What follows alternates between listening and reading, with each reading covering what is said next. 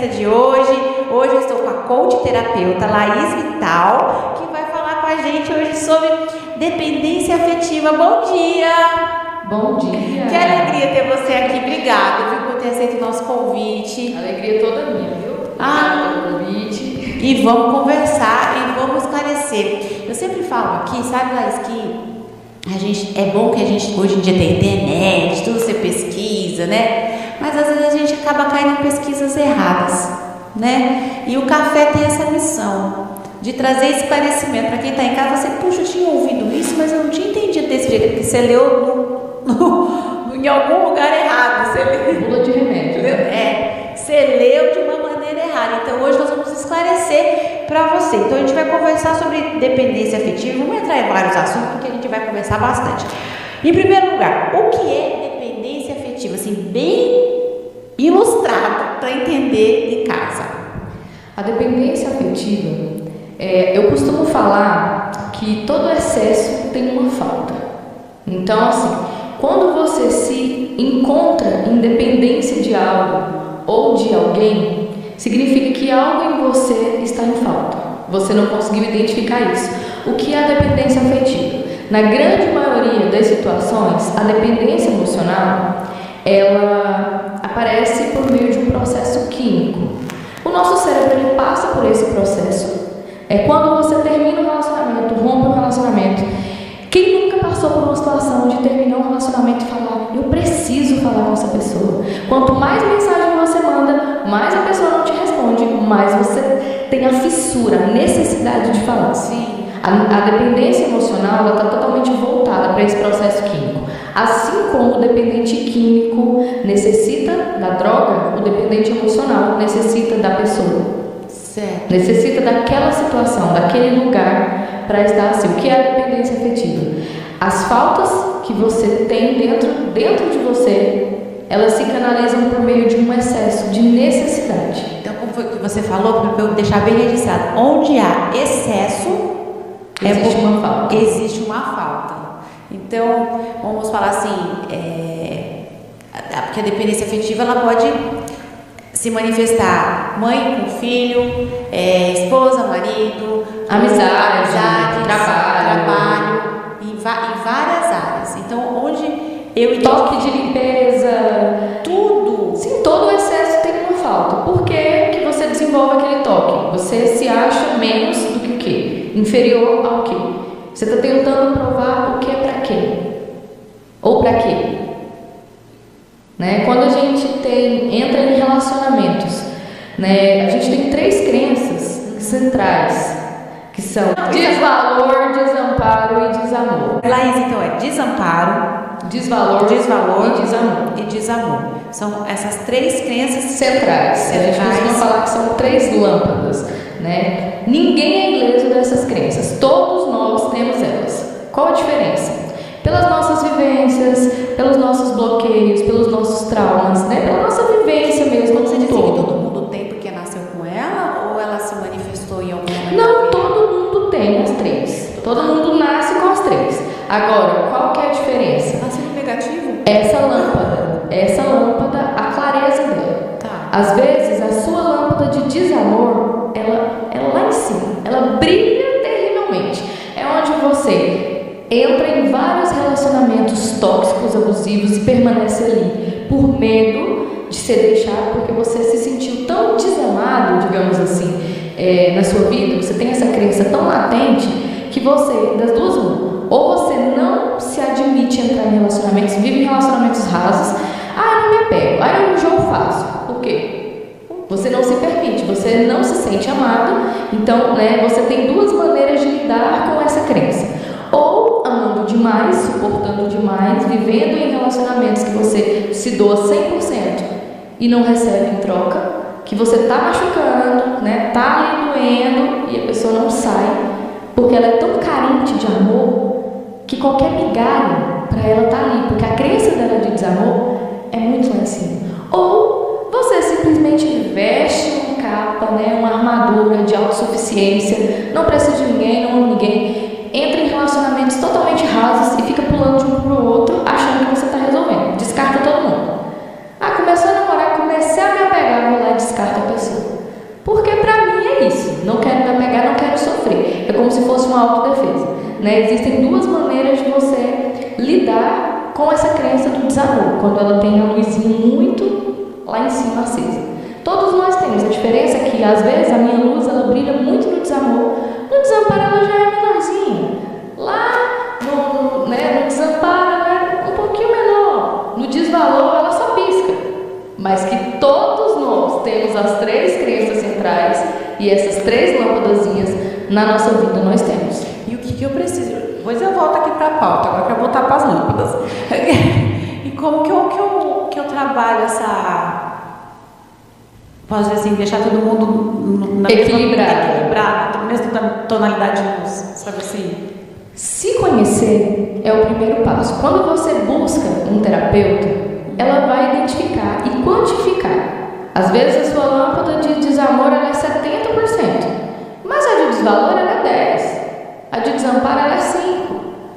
Thais, mas como eu consigo tratar isso? A gente entende a demanda, entendi que o meu desvalor é algo que está fazendo com que eu entre em relacionamentos e permaneça ali mesmo que aquilo não esteja bom, entre em dependência emocional. Por quê? Eu não me sinto amado, então eu estou tentando provar exatamente. Sofre um relacionamento abusivo. Não consegue sair. Exatamente. Exatamente isso. Aí você vai olhar o histórico dessa mulher, a estrutura familiar dessa mulher, totalmente quebrada. Nós, seres humanos, como um todo, tanto o homem quanto a mulher, quando nós temos uma relação de estrutura familiar quebrada com a nossa base, pai, mãe, e principalmente quando se trata de pai, por quê? A nossa vida financeira e a nossa vida sentimental, emocional, amorosa vem da nossa relação com o nosso pai. Então é por isso que a gente fala tanto sobre perdão. Só que como você vai perdoar algo, como você vai identificar coisas que você nem tem consciência? Então buscar essa ajuda para entender e desfazer essas amarras é o que faz total diferença. Quebrar esses ciclos, interromper essa reprodução de padrão. Às vezes você repudia tanto algo, alguma atitude ou alguém que você faz exatamente igual. Quantas vezes a gente tem casos que fala assim: ah, meu pai é um alcoólatra, e você faz o quê? Você se torna um alcoólatra. Você tem problema com bebida, você não pode beber, você entra totalmente em descontrole e faz coisas que você não gostaria. Não é coincidência, é uma reprodução. E esses ciclos necessitam ser quebrados. Como eu vou quebrar um ciclo se eu não identifiquei? Gente, o autoconhecimento ele é a base para você identificar essa dependência afetiva e tratar, né? E realmente trazer a pessoa, porque a dependência afetiva, quem a tem intensamente, vive uma escravidão. É uma escravidão. É uma escravidão. E ela vem, né, como eu estou falando, tem as três crenças centrais: desamor, desvalor e desamparo. Como saber se o sentimento representa apenas sinais de afeto e carência ou se transformou em dependência? Dá para perceber? Quando você começa a se deixar de lado e colocar a pessoa no centro da sua vida, quando você coloca essa pessoa num pedestal tão alto que nada mais na sua vida importa, você deixa amigos, deixa filho, deixa família, deixa sua profissão, nada mais importante do que aquela pessoa. Nada. Tudo que você vai fazer está em volta. Você não tem um momento para si mais, você não consegue focar em outra coisa, a não ser naquela pessoa, ou no filho. Mas se a gente está vendo alguém assim, como falar para ela? Ela não escuta, né? Olha, é uma situação muito complicada, porque assim, a pessoa precisa querer, a pessoa precisa entender que ela não está bem. E ninguém consegue ajudar quem não quer ser ajudado. Infelizmente, não tem como a gente ir lá, né, enfiar, da mesma maneira que a gente não enfia amor goela abaixo: eu te amo, você tem que me amar. A gente não enfia goela abaixo: você está precisando de ajuda e você precisa querer ser ajudado. Né? Cada um sabe onde a corda aperta, o que você pode fazer. Olha, tem aquele canal, tem aquela pessoa, você já leu tal livro, né? Olha esse vídeo aqui, que interessante, né? Para fazer com que essa pessoa... Agora, é aquele ditado, você já ouviu aquela coisa que casa de ferreiro é espeto de pau? Sim. Quantas vezes você tem um conflito você já fala 1 milhão de vezes para aquela pessoa: olha, dessa maneira você não está certo, dessa maneira você está se magoando, dessa maneira você está me magoando. E a pessoa finge que não entendeu. Chega uma pessoa de fora, fala: fulano, olha, eu vi que essa sua atitude não está certa. A pessoa chega para você e fala: nossa, eu estava pensando aqui, eu acho que essa atitude minha está errada. Você olha, né, aquela minha cara de palhaço. Eu já tem 3 anos que eu estou te falando isso, mas precisou uma pessoa. É isso. As pessoas não conseguem aceitar a opinião de alguém que seja ali do seu vínculo. Então, quem é imparcial, e principalmente é um ponto assim, às vezes a gente dá alguns conselhos no intuito de ajudar e a gente acaba atrapalhando. Por quê? Nós não somos imparciais em determinados assuntos e nem capacitados para isso. Então, o mais importante é que você vá lá nessas diquinhas, né? Busque um terapeuta individual, um terapeuta de casal, um coach, um psicólogo, um hipnoterapeuta, mas enfim, que busque entender. A inteligência emocional, ela precisa ser adquirida. Por que a gente sofre tanto? Porque a gente não tem consciência. A partir do momento que você toma consciência daquilo que está te ferindo, que está te machucando, você consegue fazer uma reprogramação no seu cérebro, nas suas emoções e equilibrar isso. Agora, se você não tem consciência, você vai continuar repetindo, achando que está certo. E não vai para lugar nenhum, né? Não só quer dizer, só se destrói. Como saber quais os gatilhos ativam a dependência? Acho que são as 3 crenças, né? São as 3 crenças. Tem que a luz pisca mais alta. Aí eu vou descobrir, né, que é a luz mais alta. Exato. Quando você toma consciência, como descobrir que eu estou em dependência afetiva? Quando eu estou em algum excesso e não consigo controlar. Quando o meu excesso passa a me atrapalhar. Eu não durmo direito, eu sinto muito medo. Eu vi você falando aqui: eu tenho medo de mudança. Né? Então, assim, a gente tem que trabalhar o medo de mudança. Dentro da terapia existem várias técnicas que podem esse medo de mudança. Então, eu vou, mas eu acredito que eu poderia ir desfilando. Mas você vai assim, né? Porque assim, é normal do ser humano ter medo de mudanças, né? Tudo que é a mesma coisa de uma criança. A criança, ela está em um ambiente, de repente ela vai para outro, a tendência é que ela se sinta mais insegura. A tendência é que quando ela volta no papai e para a mamãe, volta chorando. Por quê? Porque ali no papai e na mamãe ela vê essa segurança. Sim. E o que nós precisamos entender? Essa criancinha, ela continua ali dentro de você. E por que, meu Deus, que acontece da gente ficar tão assim, a gente não entender essas atitudes? Porque aquela criança ferida está projetando isso hoje na sua vida adulta. Quando aquela criança ferida não é tratada, a gente se sabota em atitudes na nossa vida adulta, em pensamentos. A criança interior precisa ser tratada.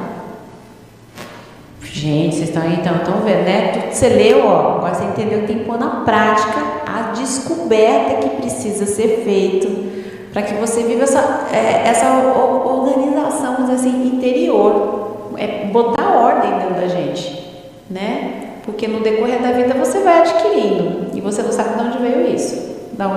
Muitas coisas são inconscientes, né, Vanessa? Muitas coisas são inconscientes. Tem coisas que a gente realmente não consegue identificar, né? E se você não tiver a ajuda de um profissional, eu vou citar um exemplo bem claro.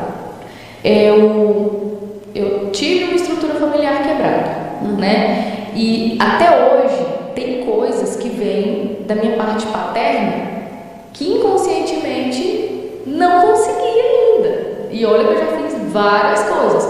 Não é algo que, meu Deus, me atrapalha. Não, mas eu sou um ser humano como todos os outros. Mas você tem conhecimento. Dotados de emoção. Você já tem o conhecimento. Isso já é um avanço. Então, assim, às vezes tem certas coisas que até por mim passa despercebido. Eu fiquei 14 dias com uma gastrite nervosa terrível.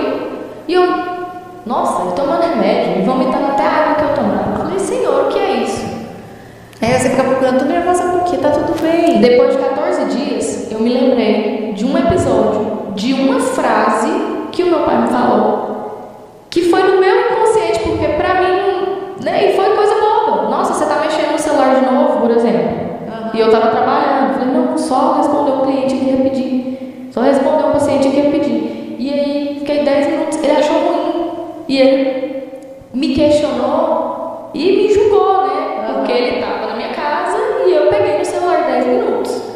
Então, pra mim, conscientemente foi, falei, gente, né, tem lógica isso.